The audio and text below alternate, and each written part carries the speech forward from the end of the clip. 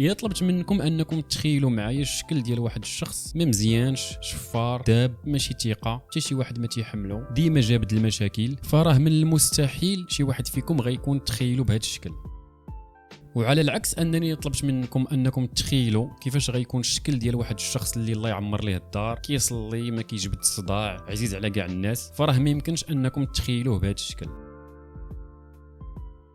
مع العلم انكم لاحظتوا انني المواصفات اللي ذكرت ما عندهمش علاقه بالشكل وانما بالاخلاق، وما كاين حتى شي منطق تيقول باللي ان الاخلاق كتساهم في الشكل ديال الانسان. يعني كما قلنا في الاول، الا كانوا الاخلاق خايبه راه الشخص غيكون الشكل ديالو ما زوينش، والعكس. واخا كتبان لكم هذه القضيه هذه بسيطه، ولكن الا تعمقتوا فيها مزيان غيجي في بالكم اكبر سؤال: علاش الناس كترسم الصوره ديال النبي عيسى عليه السلام بشكل زوين والصوره ديال الشيطان بشكل تيخلع؟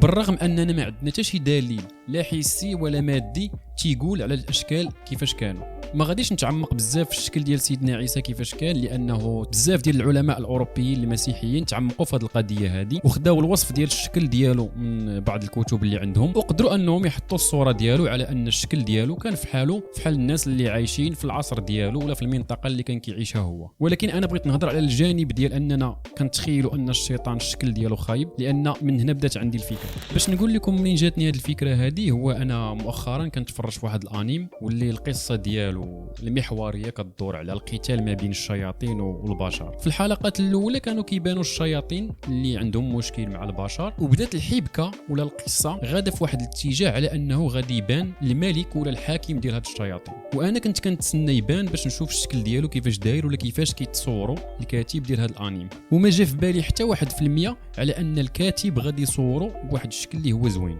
هنا هو يجيني هذا السؤال في بالي، وقررت انني نقلب من موراه ونشوف واش حنا بصح عندنا شي وصف دقيق للشيطان انه عنده القرون وعيني حمرين وعنده النياب، ولا غير ثقافه متوارثه.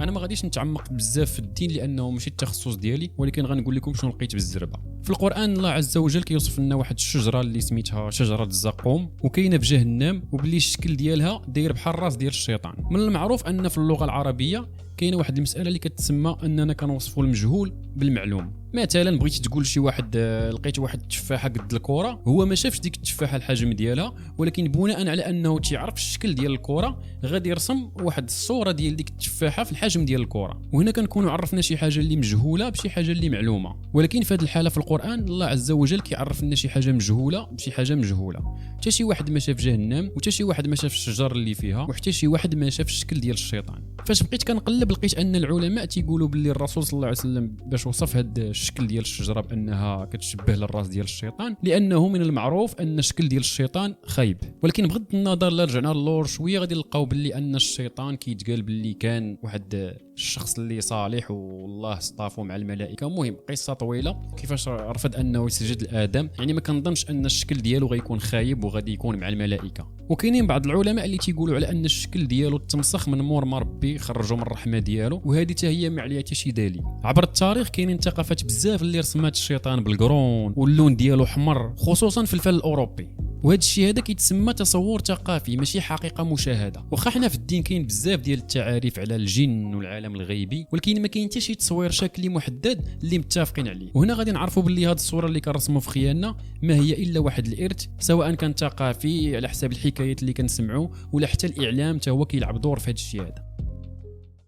باش نناقشوا الموضوع علمي شويه غادي نهضروا على الدماغ ديالنا كيفاش كيخدم في هذه الحاله.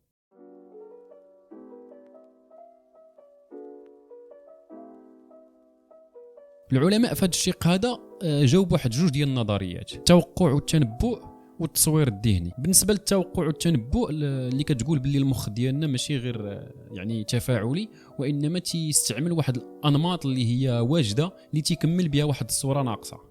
اما بالنسبه للشق ديال التصوير الذهني فراه تيقول باللي واحد المناطق في المخ اللي مسؤوله على الصوره كتنشط مباشره ملي كنبقاو نسمعوا واحد الوصف واخا ما تكونش عندنا صوره عليه. وهاد المناطق في المخ ملي كتنشط ما كتفرقش ما بين التخيل والرؤيه.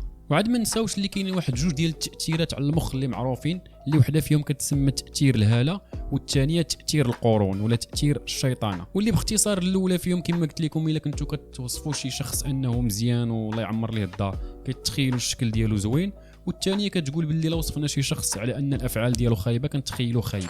ومن بين اكثر الحوايج اللي ساهموا على ان المخ ديالنا يبقى يشتغل بهذه الطريقه هما الثقافه والاعلام. فمثلا في السينما شحال هادي ولا دابا ملي كيبغي يتفرج في شي فيلم تيحكي مثلا على واحد الشخص اللي الافعال ديالو خايبين ضروري ما كتلقاش الشكل ديالو خايب. ولكن ما كيديروا مثلا امريكان فاش كيجي شي واحد عربي في شي فيلم، ولا حتى حنا العرب براسنا مثلا فيلم الرساله اللي كانوا كيصوروا كفار قريش على انهم عندهم اللحيه مشعكه وخايبين. خلاصه القول الدماغ ديالنا تصاوب بواحد الطريقه باش يخلينا مرتاحين لابعد درجه، وتيحاول انه ما يفكرش بزاف وكياخذ غير الواجد.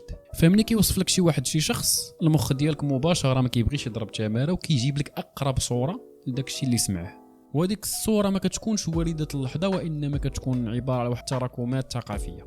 وفي الخلاصه بغيت نقول زعما ما عنديش شي هدف من هذا الفيديو هذا من غير انني بغيت نقول باللي الاخلاق راه ما عندهاش علاقه مع الشكل، وما خاصناش بمجرد واحد الشخص يكون الشكل ديالو انيق ولا مقبول نحترموه والعكس. فدائما من المعروف على انه المظاهر خداعه، تهلاو.